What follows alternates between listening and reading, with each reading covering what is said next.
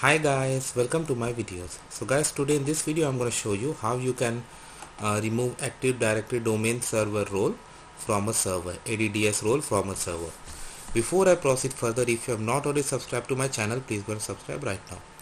So guys, in front of you I have opened this server and I have ADDS role installed over here. I want to remove this role.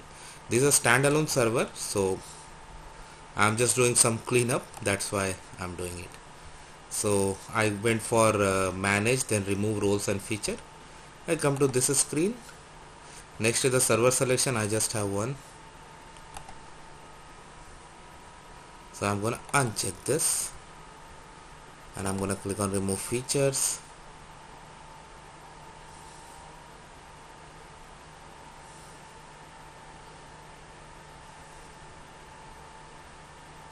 Now it ran some validation and it has found some problems on the server. So it is asking me to demote it. Okay, so I'm gonna demote.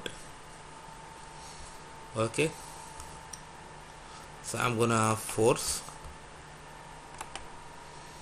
warning. I'm gonna proceed with removal. Next. Now because it will be out of that domain, so for logging as an administrator you need credentials, right? So that's what I'm doing. So I'm gonna put something here, then I'm gonna click on next.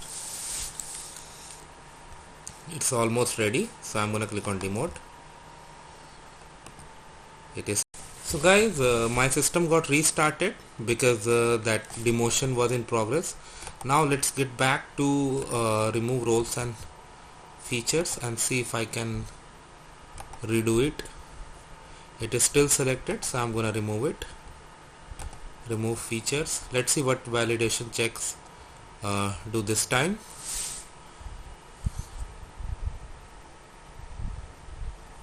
Okay, so validation checks have been successful and this service I could uncheck. Click on next.